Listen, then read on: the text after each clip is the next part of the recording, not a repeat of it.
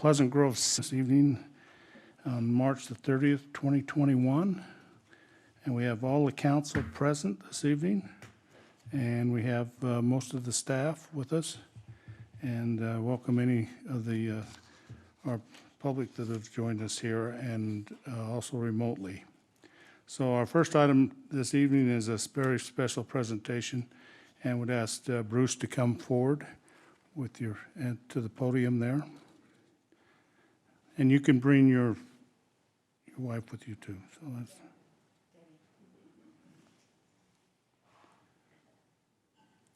And thank you for coming. And I can't believe it's been 25 years. You've been a real source of great work in this community. And thank you for your service. And I want to ask you what you've been doing in the last couple of weeks since you haven't had to show up in the morning. Well, we had a few trips, went down to St. George and then in Colorado, and then yard work. Yard work? Housework, and a little YouTube. Everything going okay? Do you want your job back? You know, that's Oh, I'm fine. You're okay? Okay, all right. Yeah. We can find you a spot if you're I'm there. gonna sit here, but I think So, Bruce, we appreciate everything you've done, and we have a special recognition plaque here for your 25 years of service. Wow. And we'll put that right there and have you come up and get that.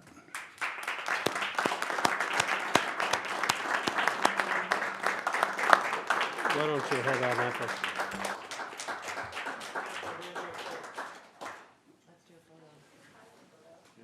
Let's get a photo.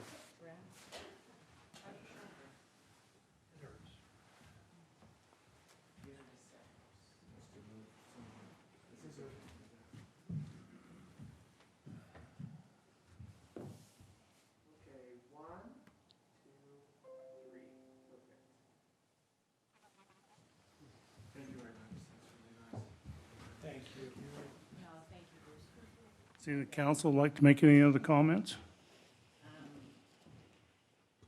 Well, I think all of us personally with our, in our homes with our water have been blessed by Bruce, making sure that everything's been taken care of. And I know Bruce was usually the first one on site with the tools needed to get the job done. And there's not very many people that know the city like Bruce. No, we're very grateful. We miss you already. So, and thanks for replacing my water meter. Yes, same. It wasn't working. In a good way or in a good way. Oh. It wasn't saying I was using any water. Well done. And he says, "Are you using water?" And I said, "Yeah." Yeah.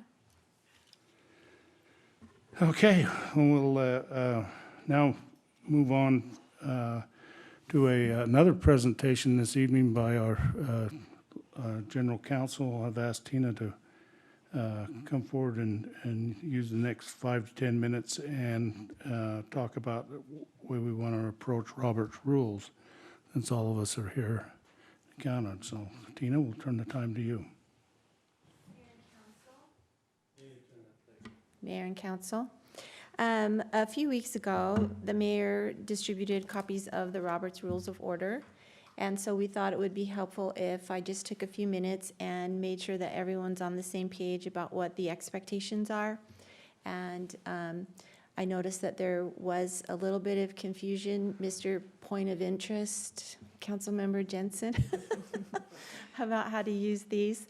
So in order to make sure that we all understand what the expectations are and that we're all on the same page, I thought I would just go over a couple of things with us in terms of procedure and how the mayor would like it to run.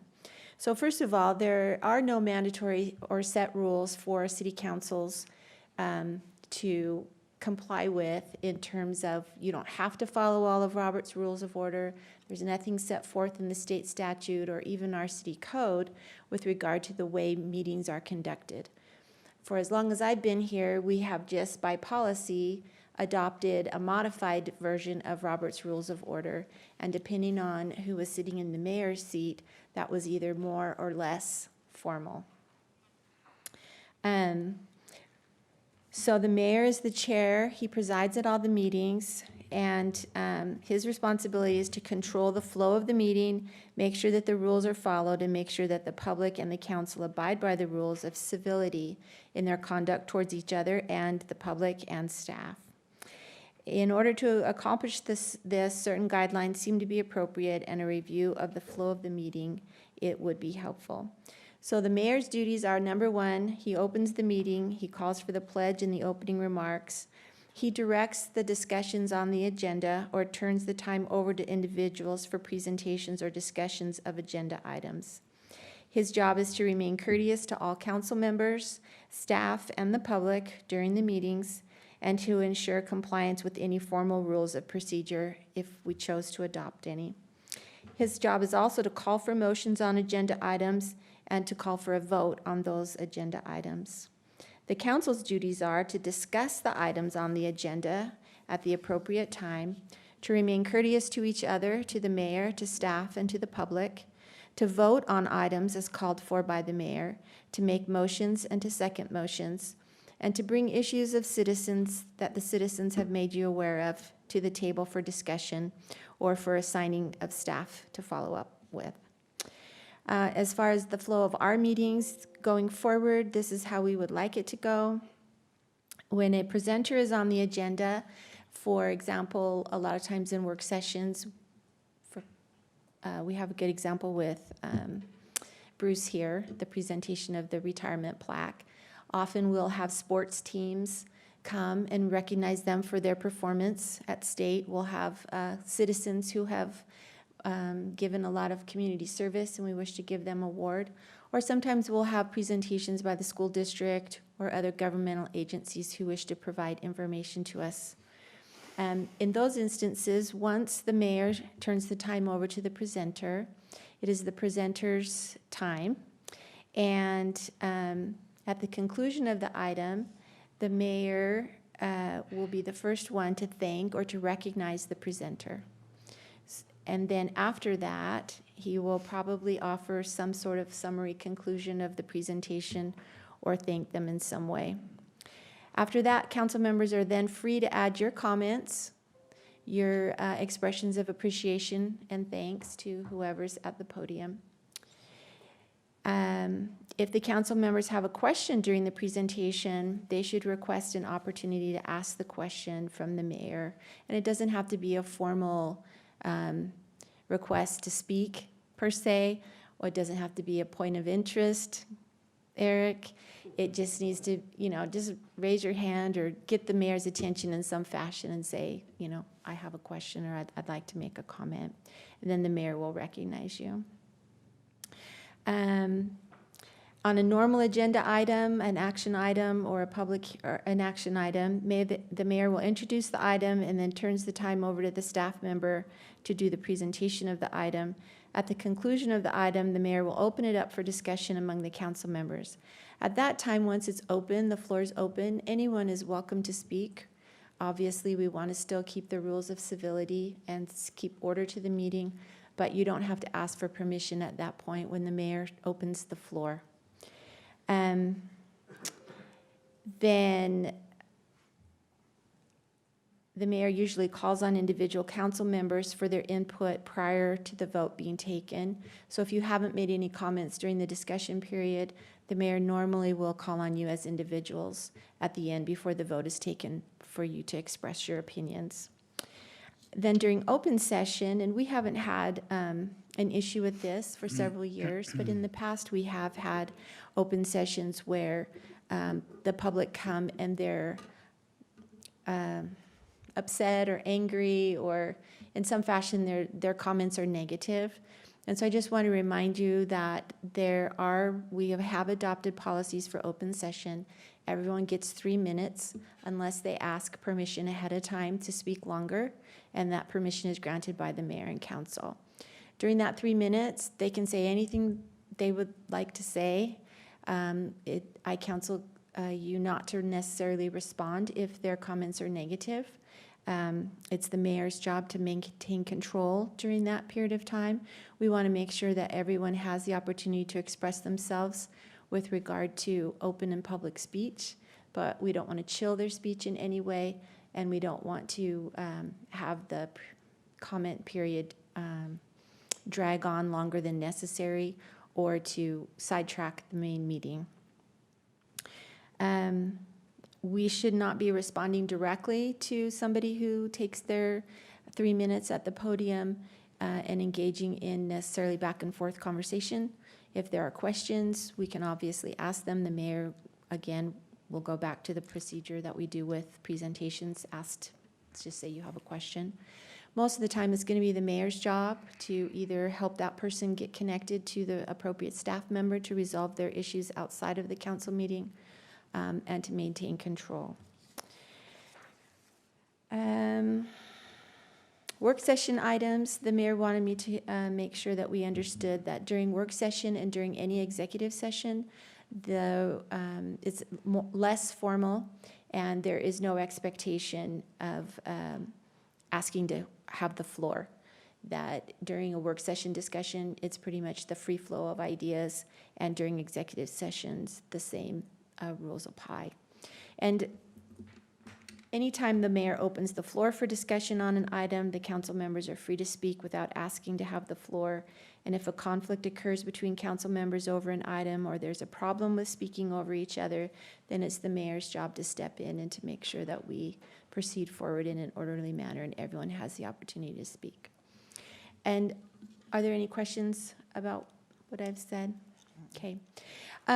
This is my personal opinion. I have enjoyed the way that our council meetings have gone in the past. I feel like it has been a comfortable place for people to exchange ideas and for the city council to express their opinions. You guys are the elected officials. That's what you're elected to do. And having it too formal, in my opinion, chills speech. So we don't want to go all the way to adopting all of the Robert's Rules of Orders and that formal of an atmosphere. We want to make sure that we're orderly and we take care of business in a timely fashion, but that each council member has the opportunity to express themselves in that free flow of ideas.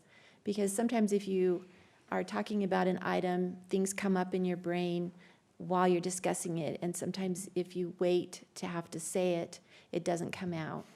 And so from my perspective, I would rather have more discussion rather than less. Okay, any questions? Okay, thank you. Will you tell them you'll follow up? Oh, with yes, our I'll email you a copy of my outline. It's just kind of a rough draft of what I used for my comments, but I think it'll be helpful for you all to have it in writing. Okay? Thanks, Tina. Well done. That was, thank you for your work on that. Okay, we'll now move on to our number 2 item this evening and to our city administrator on our budget discussion. This is in your Dropbox.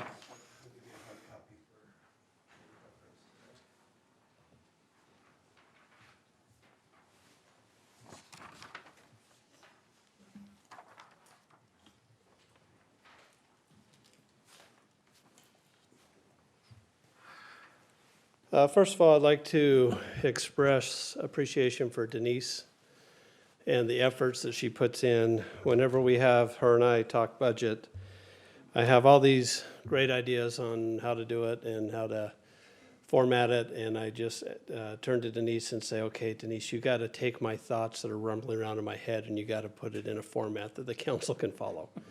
And she does it. She's very fantastic at that. So we get to know each other pretty well over budget time. We spend a lot of time together, and I this year feel very optimistic about the position we're in and the opportunity we have to take care of some things that we put off for a while. So I'm gonna talk through this, and then again, as you have any questions, just feel free to jump in. But the page I just handed you, if you look on the left-hand side, that's our revenue, what we call our new monies. So sales tax, other taxes, charges for services, grants. And then we have what's called committed uses. These are things that we have done in our mid-budget cycle that we've committed to. So one of those was hiring a full-time code and then also engaging in the communities that care. So those are two things now that are going to use up a little bit of that $912,000, which leaves us about $844,000 in new money. This is probably the most new money we've had, I'm sure, since I've been here, which gives us opportunity to take care of our market study. So that's where a majority of this money is being recommended from the staff to the city council, is that we did a market analysis on wages citywide about 1.5 years ago. And last year, about this time, we had a nice, great funding plan. Well, it was pretty good. If you remember, we had talked a little bit about potentially raising property taxes to help fund this. And then COVID hit, and then really all the discussion just stopped in regards to that. But we did come back, whenever it was, probably May, June, right about the time we were adopting our final budget, and decided that we felt comfortable enough to give raises to the employees that were not based on a percentage. Instead of a 2%, we were doing something more along the lines of a set amount. So for most employees, that was about $1,200 for the year. For our public safety employees, it was about $3,500 a year. So we front-loaded our public safety because that's where we were having our most issues in retaining employees. But when you look at our market analysis, it's not just public safety where we were lacking. It really was across the board citywide. So what we're proposing now is to what we'd call make the study whole, which would be doing what we need to do now to get these positions funded in a place that will help with retaining employees, which will help with recruiting employees, and really what I would call just being fair to the employees as we look at what the market forces are around us. So as I talk about these numbers, we're funding positions here. So we're not necessarily funding people. We are looking at the Public Works 1 job and what that needs to be paid, and the Public Works 2 job and what that needs to pay, and the patrol officer and what that needs to be paid. We do look at individuals at the end of the day, because when we did our study, longevity counted, as well as longevity counted as well as experience. So there are some forces into play specific. Sorry, Are we okay? We just had we had somebody waved at us as he left. Okay. and saluted us. I'm assuming something was going on, but Yeah, sorry. You're good. Go ahead. We didn't mean to interrupt you, Scott. Wait, go back. don't- Go back to like longevity, Okay. professionalism. so for the most part, we are funding positions, okay?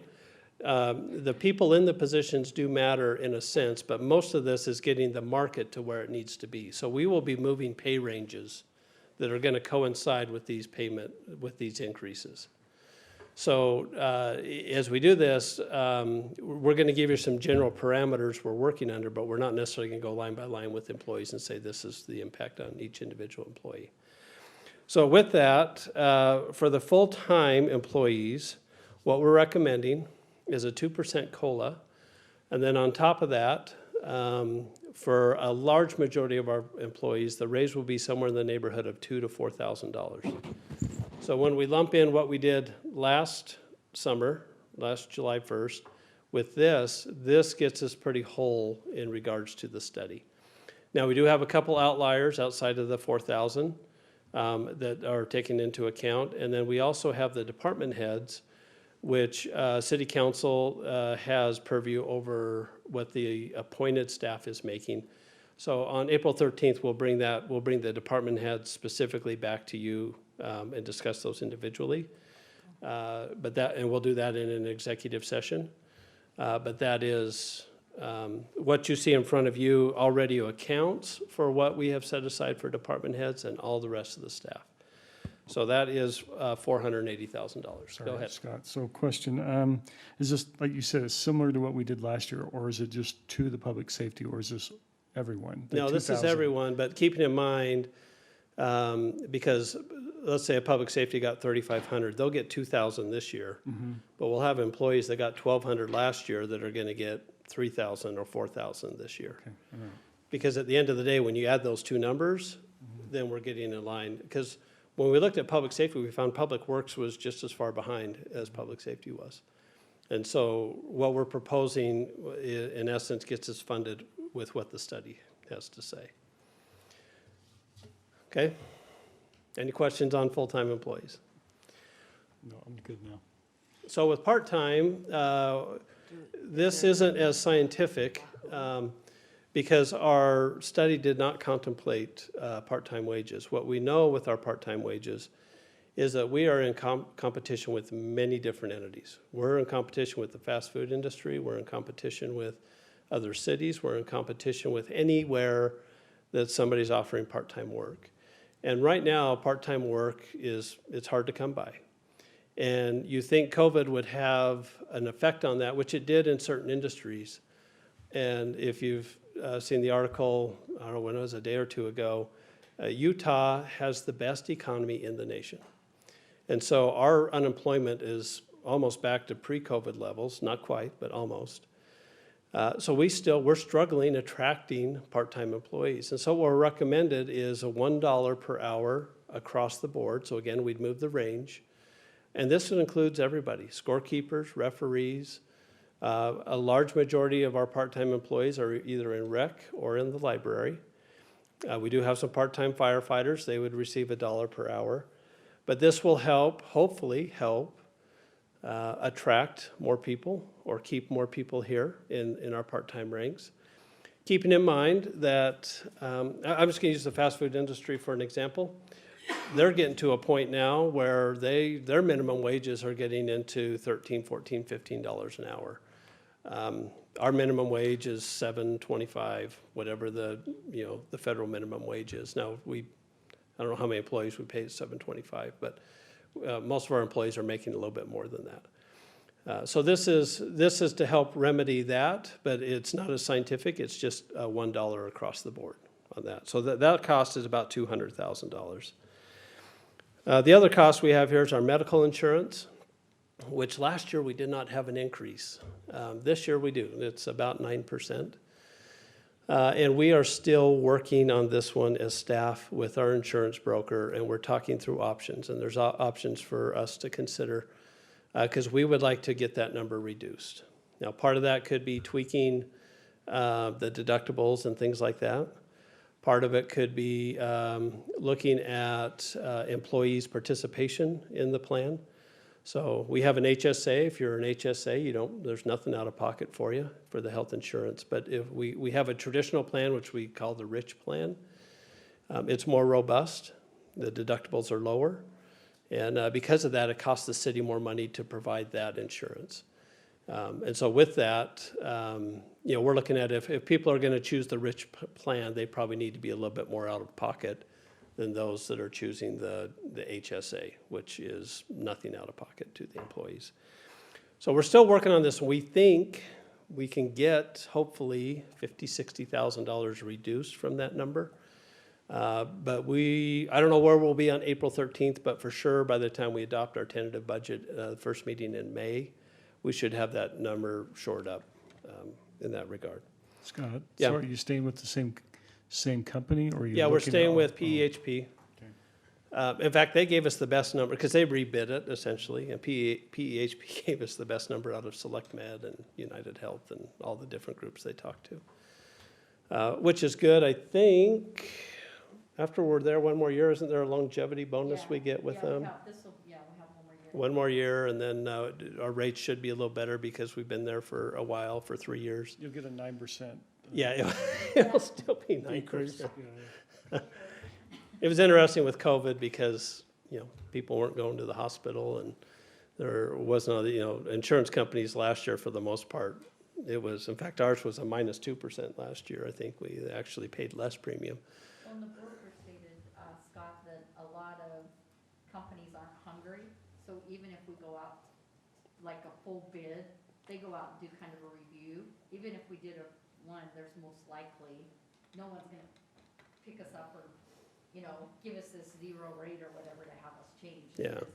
Just because of everything that's happened in the past year. And PHP has served us pretty well. I think the employees like it. I think it's done a good job for us, so. I agree. So that's the direction we're heading in, and again, we're hoping to have a little bit more. Just the caveat for today is just like always, we're looking for feedback from you on these things, but we're not making final decisions. You know, we'll have our tentative budget, the first meeting in May, which usually when we get there, we're about 98% done with the budget. But we still have opportunity to change it all the way up until our second meeting in June. So there's still plenty of time if there's things that we need to work through. I'm going to get back to the downtown Christmas lights. We have the elections, and we have it on the agenda tonight, our interlocal agreement with Utah County. They came close to doubling the price on cities for them to run our elections. And the 67% property tax increase. So So I don't know all the politics behind it. This was on the agenda Right? 2 weeks ago. 67% increase in our property taxes. Well, Yeah, except they're gonna take that out. Yeah, but this was before they were gonna Well, I take know, that out. so they're trying to make up so they can take that out. Hey, if we're going to talk county politics, we'll be here all night, so. No, But, I'm very serious. yeah, Hey, Scott, did they everybody's give a- asking did they give a questions with the Maybe county. we'll talk about it later, but did they give a reason? yeah, just that they feel like they were charging us not enough and they were subsidizing it in the past. Really? They feel this is the true cost. So that's what the 67% property tax increase was supposed to cover, was that deficit in that department specifically. And I read and I listened to that department. So this one has an asterisk, we can talk about this later. Or do we talk about it now? No, we talk about now. Okay. So they feel it's that, or it is over? That's is what they told us. Is there documentation before we hand them $30,000 to show that we're, Well, here's Not the deal. paying enough. We don't have an option. If we don't go with the county, It's we have to do convenient. the election ourselves. We don't have a capacity to do a vote by mail here in the city. but we could ask them for documentation so we can know why we're writing them a check for $30,000 more, right? Well, yeah, and so the documentation they gave us in writing was, we have been subsidizing you in the past, this is the true cost. Well, not an email, more of a line by line as to where the money's been going, and I want to see that they're in the hole before we write them 30, because they could come back the year after and say, we want another 30,000. I mean, where does it stop? You're right. I think we asked them what they always ask us. We want a line by line and accounting of what does this 30,000 mean? What was our, is this 30,000 for the whole year or per election? No, it's for the whole year. So if we don't have a primary, that number cuts in half. And what is our typical primary cost for, It's about the same cost. So most of the cost is to pay for the postage to send it out. That's a large majority of the cost. well, I just can't imagine some of these other cities. I mean, this number's gonna be huge for them. Is every city being? Yes. Yes. So what happened 2 weeks ago? Just blanket, 30,000. No, no. No, It's depends on it's the size of appropriate. the by based on- population. Based on registered voters. Well, 30,000 is an awfully even number for the amount of registered voters we have in Pleasant Grove. Oh, yeah, we rounded that off. Well, yeah, it's like it's not every, Okay. yeah, I mean, it might be off by a few dollars. We rounded it, so we're not. Okay. I mean, I don't think it's unreasonable to ask for some more information and like line by line or something, a one pager or summary of how and why they're over and how we're gonna prevent this in the future. Because I do think mail-in ballots, the best way to go, we've already increased voter Yeah. turnout by double digits. But they could come back year after year and say this, and I think if we don't hold them accountable from day one for asking for this kind of money, then they're just gonna continue to do it. I think they should have some accountability in why they're asking us for $30,000 more. Because according to what I've heard, that, office is being run very fiscally well, and they're doing great, and everything's fine. So if everything's fine, then why are we being asked to spend an additional $30,000? Well, on that same line, she asked for an additional $1 million from her bosses and they gave it to her. So that's what I'm getting at, right? Kathy, do you have a comment? You want to, we don't hear from Kathy very Turn it often. off. We don't. So let's look, we take a just moment start and saying enjoy no, and then she's like, whoa. In the packet, oh, am I not on? Okay, in the packet, there is a list of, a scope of work that the city will do and the county will be in charge of. So when you get to the agreement, If you scroll through after the agreement, there is a list of what they are charging for and what we have to do. But Kathy, how is that different than in the past? What's changed between the last election and now? Do we know? I don't. No, what they're claiming is they didn't charge us the full cost. That's their Yeah. claim. So they're saying we charged you 30,000 in the past, but this time, now we're gonna charge you 60,000, Well, this is a Additional 30,000 30,000. increase on what we already paid. which is 30,000, right? Typically? What do we currently No, it's more- pay? We actually paid 62,000 in 2020. That was for 2 elections though, right? For primary and, Yes, so this is on top of, just on top of that, so 90-something thousand now. Yeah, Yes. so their bid is, 89,240. yep. And we already budgeted 60,594 in the past. I'd be curious what your other city administrators are saying and other, No, well, I'll tell you what they're saying, and that is, when this came up 2 weeks ago, we were circulating emails and trying to figure out what our options were. And you found out pretty quickly, we don't have options. Well, If but- we but don't that- go with the county, we do our own elections. Sounds like someone needs to open up their own shop. And, yeah, Which means we Yeah. need to do the vote by mail, we gotta buy the equipment to read, those This is things. strong. We, That is strong arm. so if there is a political, solution to, inquire of that department or with the county commissioners, that's one way to go. But most cities said, look, we don't like this, but we don't have an option. And so But is we, anyone asking questions? yes. And where's the responses? Like, what's the Well, like, answer? I mean, the question is why is it costing more? And the response from them was, we weren't charging you the true cost. it's just not good enough.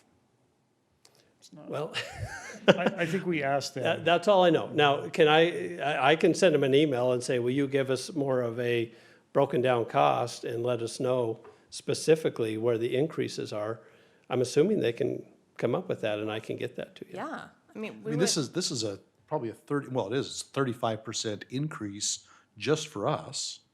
For other cities, it's Well, probably it's equal to that. 35% for them. I mean, it's, So that's a really big pill to swallow for us and it's for other cities. absolutely. I mean, that's a business idea, if anybody's listening. Now, there's some gnashing of teeth going on, but at the end of the day, we don't have an option. and I think that's what bothers me. That's exactly what bothers me, that we don't have an And- option. And there was a 67% increase on property tax because there was a deficit in departments. Yes, So here- And that was supposed to solve the deficit in the departments. So here's the thing, Sid's right.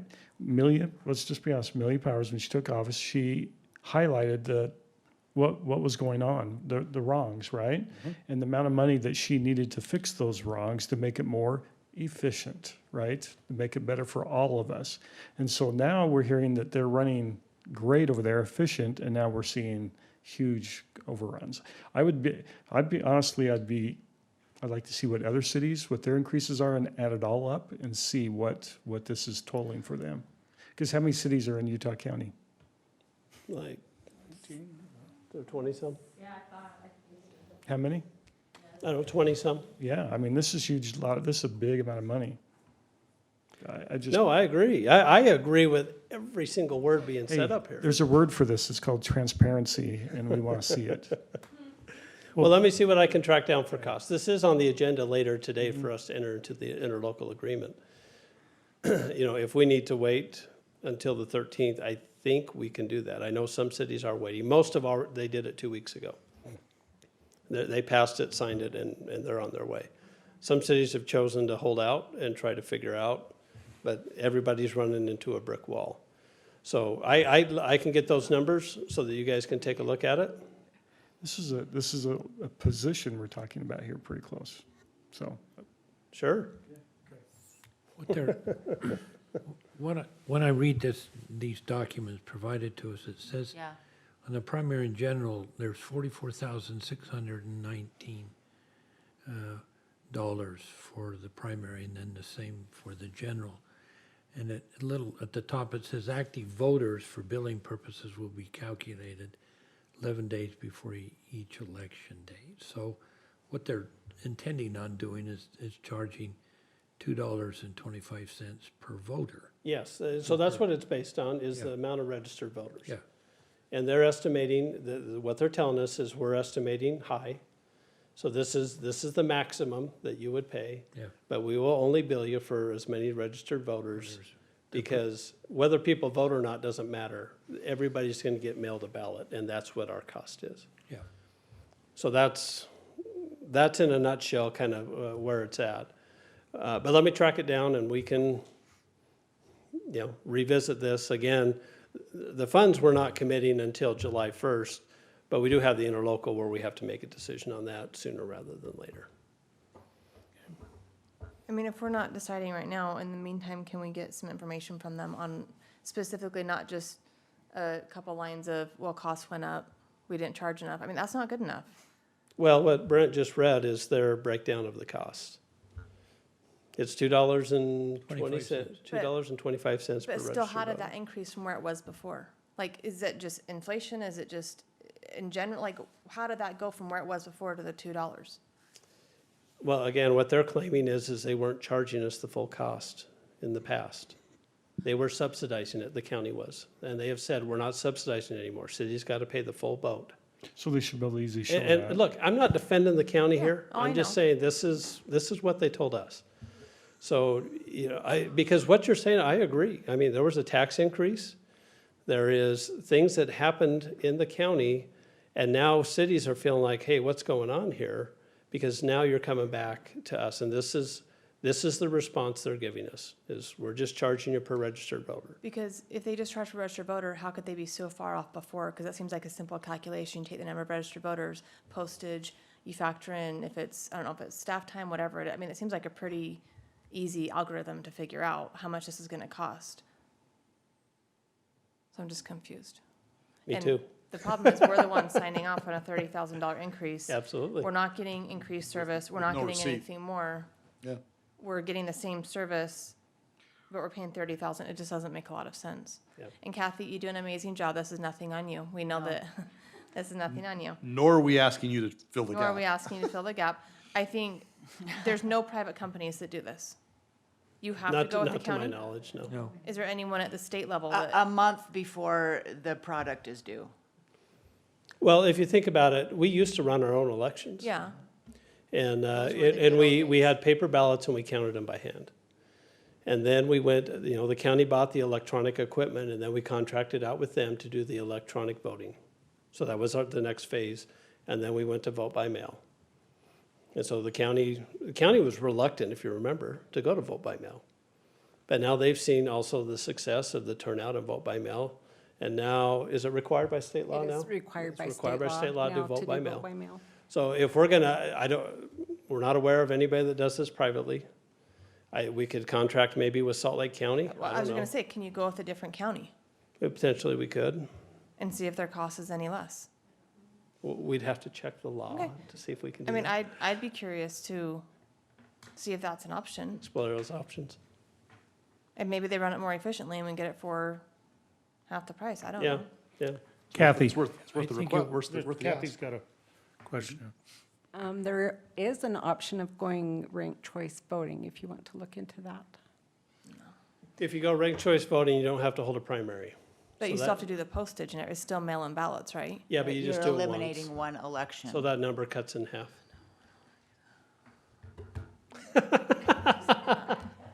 I forgot about that, Kathy, but So, and by the way, the president of Ranked Choice Voting, Stan Lockhart, has moved into our town, and he would love to have an opportunity to at least come present. And so I would love and I that don't to know, be on an has the deadline agenda. for ranked choice voting already passed? No, April 15th. In addition to printing out, mailing it out, they have a whole list of things that I'm not sure the city would want to get involved in. Ballot printing, ballot mailing, return mailing, ballot processing, printing optical scan ballots. It goes on and on. Poll worker recruitment, training, supervision, compensating the poll workers. That's all included in the 225. But see, the thing is again, she went before the county commissioners and explained things are being run terribly. This is why I need set amount of money, a large amount of money. They gave it to her. And we should have heard about this a year or two ago, right? But everything is running great. There was even a great article in Daily Herald about how wonderful things are running on the county level. I mean, you name it, right? And then all of a sudden, I mean, I could provide a list of saying, hey, here's what we do, but there's got to be a reasoning behind what's changed from last year to this year.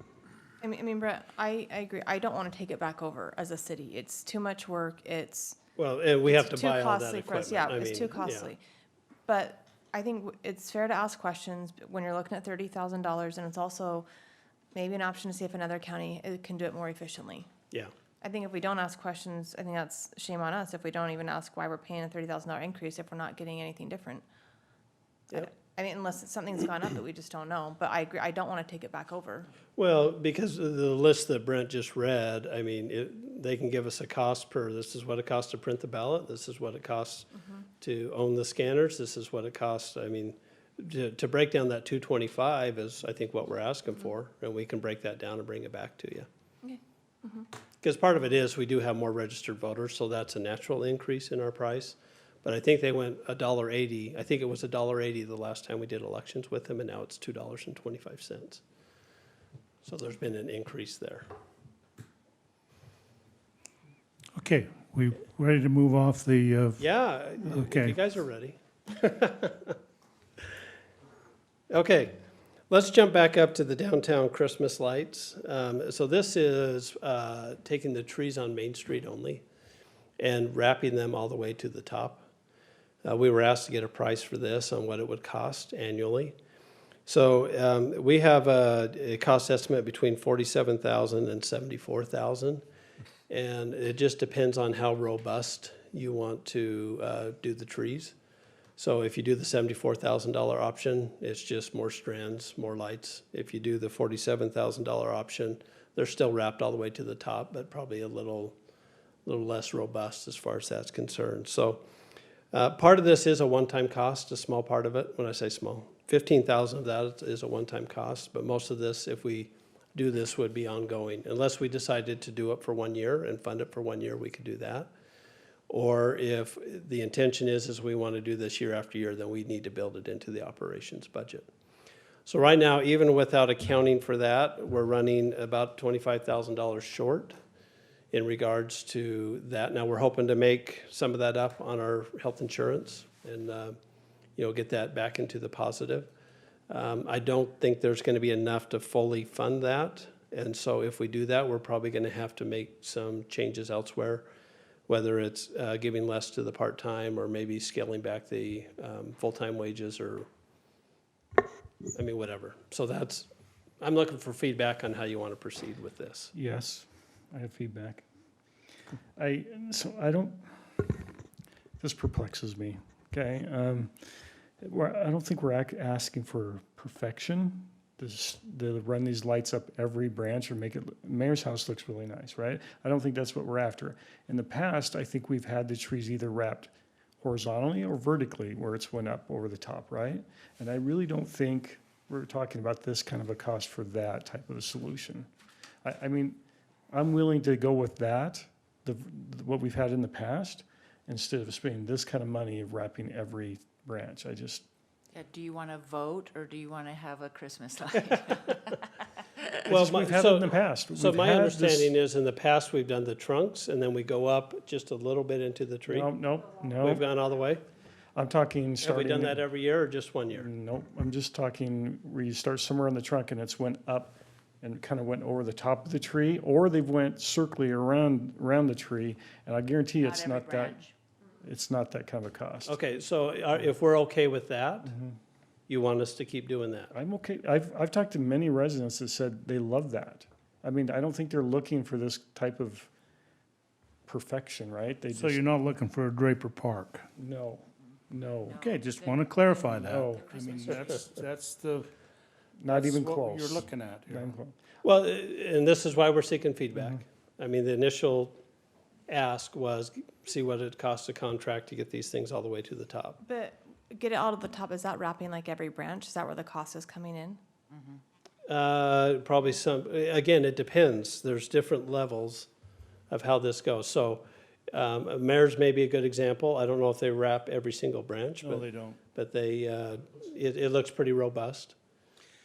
Scott, is the cost in time or is it in new lights?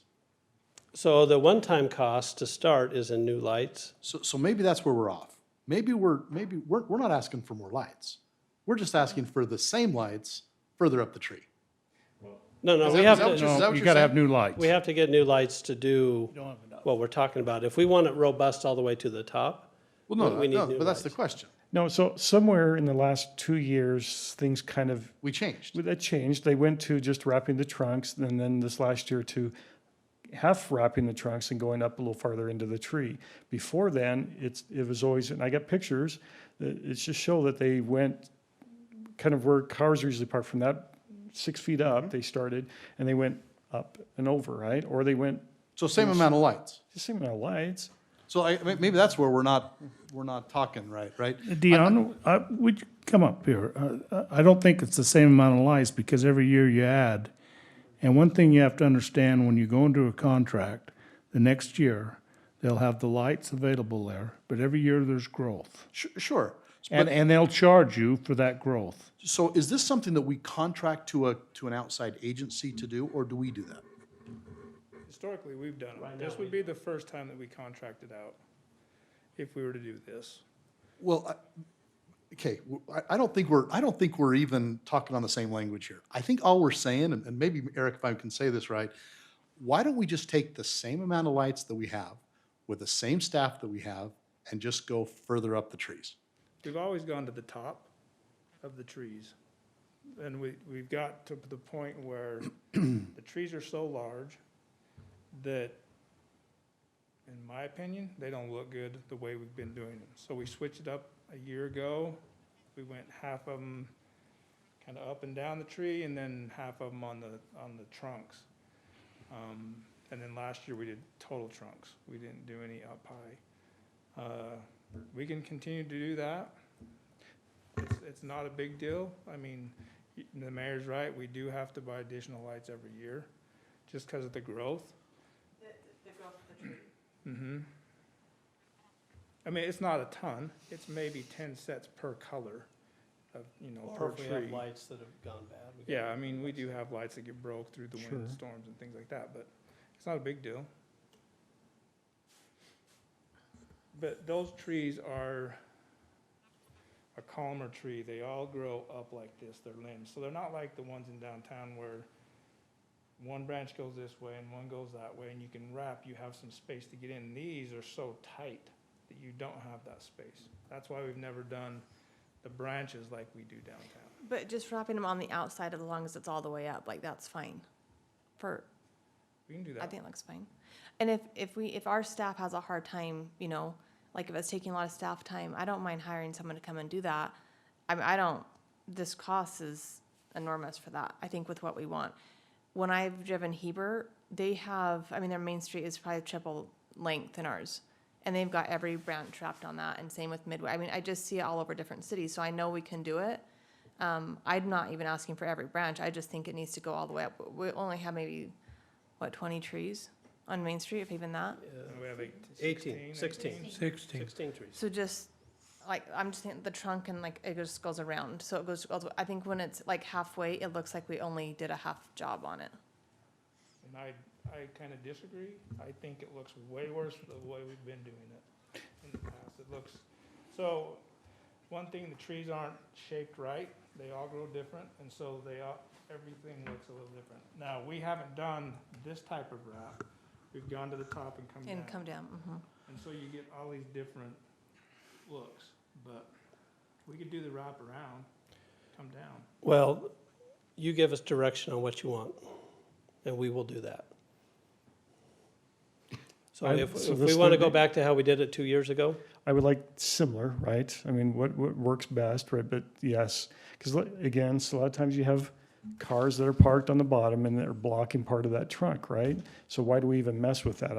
What I'm saying is go back to starting somewhere on the upper trunk and then going around and see how it looks.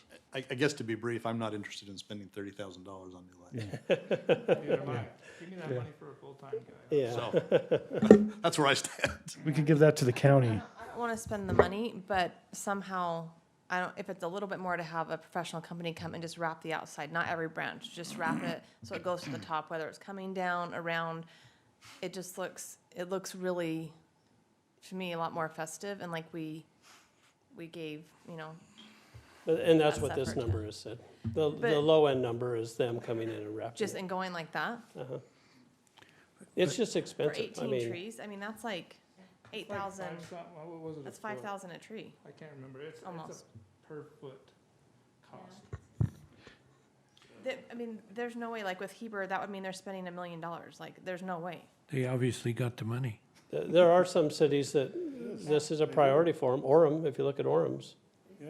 They contracted out, yes. yeah, they So, spend a so what lot I'm of saying money. is we take what we currently have, like Todd's even said, not interested in spending that kind of money, take what we currently have, and yes, we have to buy some replacement or some extra 10 or 15 feet, you know, here or there. I think we take what we currently have and try it the different way, go. Well, you can wrap less trees. Yeah. Okay, that's what you're saying. Wrap less trees, but then do them all. You Do mean the like all, whole tree as opposed to a half a tree. you mean like every branch? Not every branch. I'm No. just saying spiral it up. I don't care if you like literally take it and like throw it on the tree. As long as the whole tree's covered, I don't really care. Just get the lift and just chuck them out there. Throw it. No, I've actually, yeah, I loved the lights in the park. But I would prefer to not spend the money. It is a guy. We have the lights currently. I mean, that's what we do the bases with, so there's not. So I would real say interest wrap in- less trees. If But that's full- an option, full I'm up not gonna, the tree. I don't think we need to micromanage this, you know, but, Obviously, I think it's too late. obviously, late for we're that, doing Todd. it. but 10 minutes. If it's every other tree and the lights go all the way up around, can we do that? We've gone all the way up every year until the last 2 years on some. Yeah. So. let's go So if back. we want to go back to Let's 2 go years back ago, to we where can do that. were, Yep. Additional lights. Okay, that's doable. And then we won't contract, we'll just have our people do it and, I'll bring them hot chocolate and donuts, whatever they need, yeah. because it looks amazing. When Mayor lights the tree, we'll go stand and look down Main and see if it fits. Yeah. No, that's not a Okay. problem. So we'll Hey, take that one uh, off the list Okay. moving forward. Dion, Thank you. well, I got one question for you. Do you know what is our cost for your people, the lift, and additional lights? What do you, or maybe you don't have a hard number, but maybe we ought to go forward. So I think it'd be great for the council to have a hard number Yes. of what I can tell you involved. there's over $6,000 in rental for up and down, for install and remove, just for Main Street. That's $6,000. Every year, since for the last 10 years. I mean, And then what's your labor? It's about a week of time, man. Our loaded labor, loaded. We do, labor, we what get do you those up think in a of week? Yeah, well, just Main Street. is No, yeah, I'm talking, I think they're asking for the whole shoot match. Oh, yeah, that's a different I mean, there's story gonna be since some that's what we're doing investment. It's downtown. just what it is. There's gonna be some cost to doing this. Well, for the city. But I think it's good Well, I to know think the we ought to number. know. Yeah, I mean, we can get a number, Yeah. and we can factor in, you know, the cost of our employees, so including their benefits, and say, this is what it costs us, but, I mean, keep in mind, this is a little bit of a slow time for the Parks Department, so I think it's a good use of their time to be able to do Christmas lights. Oh, they never have a slow time. I just, somebody look at you. Slow-ish Yes, time. yes. Slower than usual. Yeah, I would love that number. So Scott will help you in the lift this next year, okay? So it's, No, he only gets a ladder. okay, all right. Thanks, Deanne. We just have 5 more minutes, so I don't know, we can start working through the capital, and then we'll finish this up when we get into our city council meeting. Let's, why don't we adjourn now and then adjourn we'll start on capital projects, because that could be another rodeo. So anyway, Yes, it will. is there a rodeo, on this?